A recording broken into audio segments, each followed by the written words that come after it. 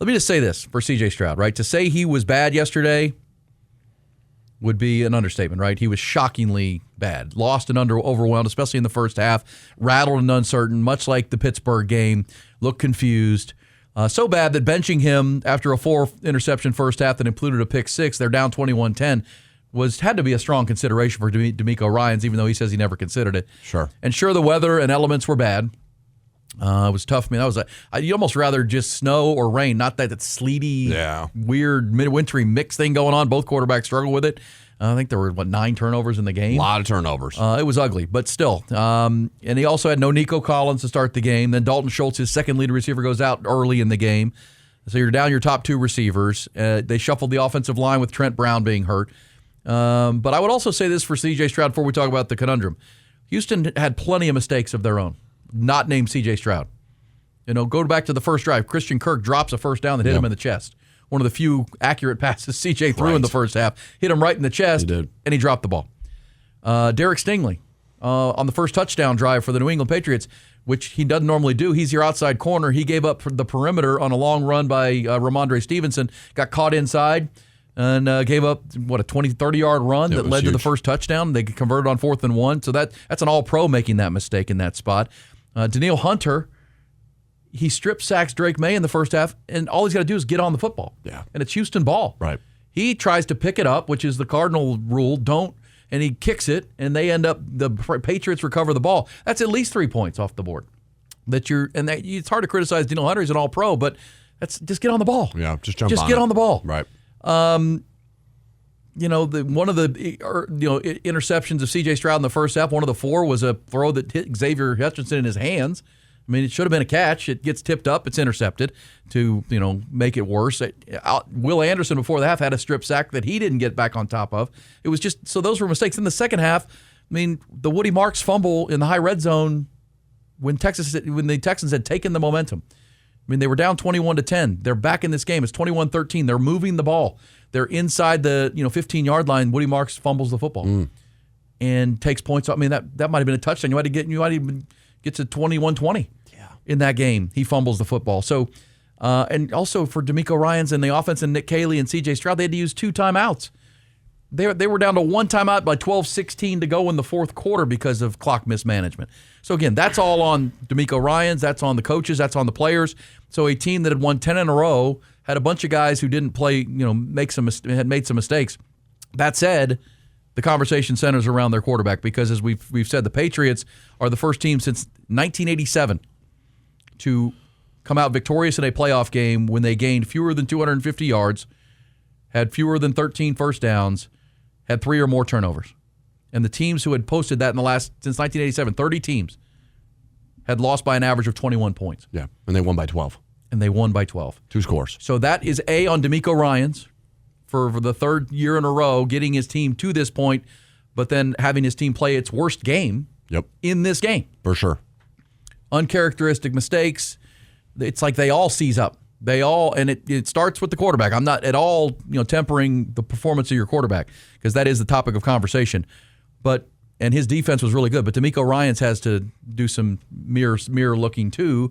Of why do my teams perform this way in the biggest of moment? I also did say all last offseason the key for Houston in this window with D'Amico Ryans and CJ Stroud is to get that divisional game at home. They weren't able to do that because Jacksonville had the season that they had. But here's some of the narrative last night or yesterday after this game as, should they have benched D'Amico Ryans? Was that a consideration? But let's start with Troy Aikman.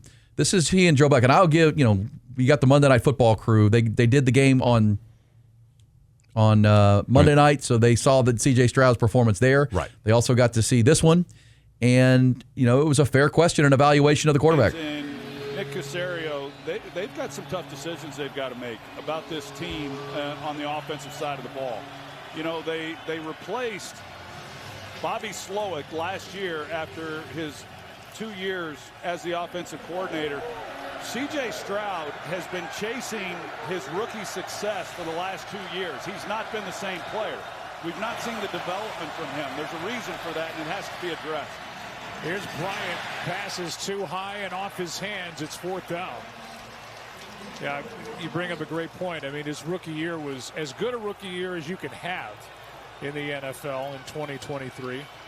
But the last 2 years have been okay, not great. And here tonight, now if his hands hurt, that's one thing. But he missed some open throws here tonight, turned the ball over a lot again, which is what he did in Pittsburgh. This was not a good performance. Well, 7 turnovers in the 2 playoff games. So your most important games of the year, you just can't overcome that kind of quarterback play. All right, 7 turnovers in 2 games. And they're going to have to evaluate this. Right. And, I go back, Jack Farrell, you'll remember this, the regular season. The last time CJ Stroud looked like a capable quarterback was the first half of the Chargers game, week 17. They threw 2 long touchdown passes in that game. They went up 14-0 in the very beginning of the game. But maybe it's Jesse Minter, the defensive coordinator of the Chargers, who found the cayenne pepper for C.J. Stroud because he looked like ass the rest of that game. Yeah. And they had to hold on to win the game, and he threw 2 terrible interceptions. He didn't play in Week 18 against the Colts because Davis Mills got the start because it didn't mean anything. Right. And then he looked like ass against the Steelers, and he looked terrible in this game. I don't know if it's something Jesse Minter threw at him defensively that has him spooked, but he's looked spooked. He's looked, and again, to what Joe Buck said, I mean, this is a young guy who, if you watch Houston all year long, until the second half of that Chargers game, didn't look like this. This is also an organization before he came in had been 11-38-1 in the previous 3 seasons. Since he's come in, Houston's 32-19. They've gone to the playoffs each year. They went 3-3 in those playoff games. He's 24 years old. They have to do a deep dive evaluation of what this quarterback is because, as Troy Aikman just said accurately, these are the biggest games of the year. He hadn't been turning the football over until the second half of the Chargers game. He threw 2 terrible interceptions in that game. They almost lost. We saw the Pittsburgh game where he looked rattled, and then this game was a colossal failure. I don't have the answer, but that's what they have to figure out really quick. Listen to Houston radio. This is Clint Sterner, former Arkansas quarterback who played in the NFL for a minute. He's now doing a radio show down in Houston.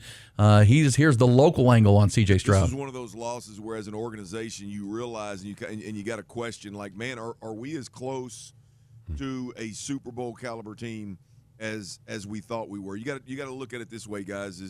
Is since D'Amico's gotten here, the defense has exceeded expectations in how good they are, to the point of in year 3 they were the best defense in football. Some people are talking about a generational defense and mentioned them in the same as the greatest defenses that have ever played in the NFL, which I think is fair. You're trying not to lose the game, and your offense still finds a way to lose the game.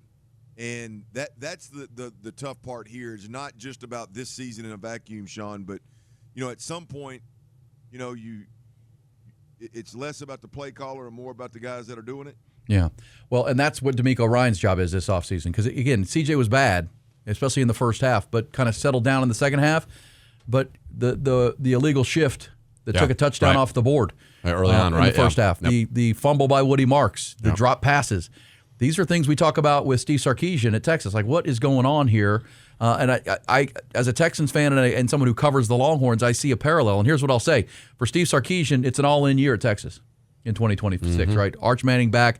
And the only thing that's going to hold them back is discipline, coaching, penalties, the stuff that, can't be in the clock hundreds, management, red zone performance. Exactly. And for D'Amico Ryans, everybody's going to talk CJ, and I get it. But this is on D'Amico too. And going into year 4, here's what I believe. CJ Stroud will be the quarterback.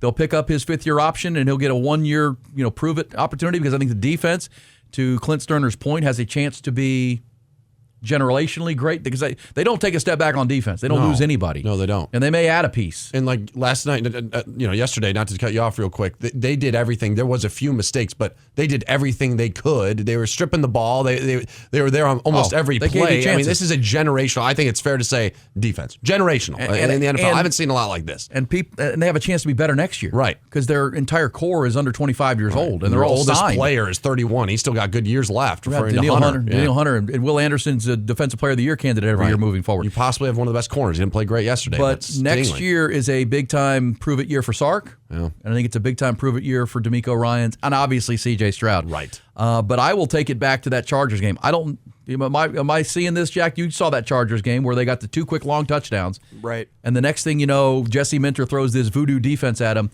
And that's when I started to see C.J. Stroud look like I've never seen before.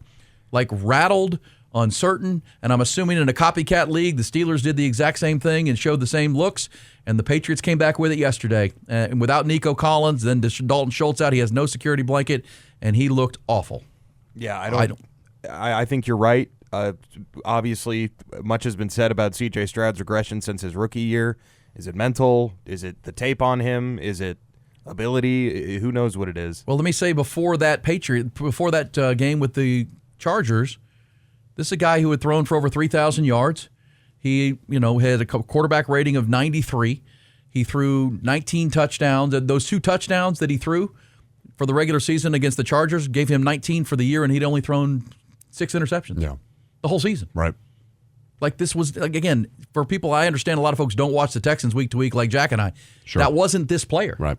That wasn't him. It's the worst 2 games he's played. Yeah. And it's the playoffs in year 3. And he wasn't this bad in the playoffs in the previous 2. Right. Like he played good. pretty well against Patrick Mahomes last year at Arrowhead Stadium. The Browns, his rookie year, against a very good defense. So this becomes the conundrum. Like, okay, did somebody, I don't know. I mean, there's a regression, obviously, but it wasn't for the whole season. It was, if this would have been all year long, he looked like Arch Manning did in September at the end. Right. Which is like, how's that possible? Arch Manning had 2 starts under his belt at that point, going against Matt Patricia and that unbelievable defense. And this is not, again, I think the protection, obviously. One of the things you got to think of is the fact that Nico Collins is out. That's going to be your first look in most situations. He's a beyond talented wide receiver. But that does not excuse how bad the play was. Again, you got to look at DeMeco Ryans. I'm with you here. I think part of it he has to take some of the blame here. Bad performance, no doubt, by CJ, but it's just whatever was thrown at him, and maybe it is what Jesse Minter, the voodoo he threw at him. He has not looked like the same guy at all since that moment. Totally different quarterback. Right. And I'll say that was in a dome when that happened. Because I'm going, is it the weather? Is it awful conditions? That was in LA in a dome. Right. So and you go back and watch that from the 2 touchdowns, they got a 14-0 in that game. And they made some adjustments on the Jim Harbaugh defense, and he looked lost the rest of the football game. And Houston was so fortunate to get out with a win. All right, let's hear from some national. We just heard the local perspective in CJ Stroud, but here is Emmanuel Acho and LaShawn McCoy. I thought this was really interesting conversation they had about what they're doing with the quarterback. So many turnovers. Here we go. Hold on. What we witnessed today from CJ Stroud was an abomination to the game of football. You realize CJ Stroud had a 28 passer rating. You can spike the ball on every single snap and have a 39.6 passer rating. Nearly double the passer rating CJ Stroud had by playing today. Houston Texans defense is a generational caliber defense, and Stroud went out there and wasted it. This is no hyperbole. CJ Stroud threw a ball so inaccurate that his player got injured trying to catch it. Cade Stover. That is how bad of a game CJ Stroud played today. If you are a Texans fan, you have to question if CJ Stroud has the ability to get it done long term. I love the players having his back. Will Anderson, you are a leader. DeMeco Ryans, coach, you are a leader. They stood 10 toes down. Acho, you understand where he's going with that. And he's right. And that's the conundrum. Because, again, as someone who has watched every game of his career, I haven't seen him play like that. No. So the regression was fast. Right. And I don't know the answer. And he's right. Cade Stover broke his ankle essentially or blew his knee out trying to redirect and get to the pass that he threw behind him. Which, I mean, how many good throws did he have yesterday? Almost none. But maybe 3.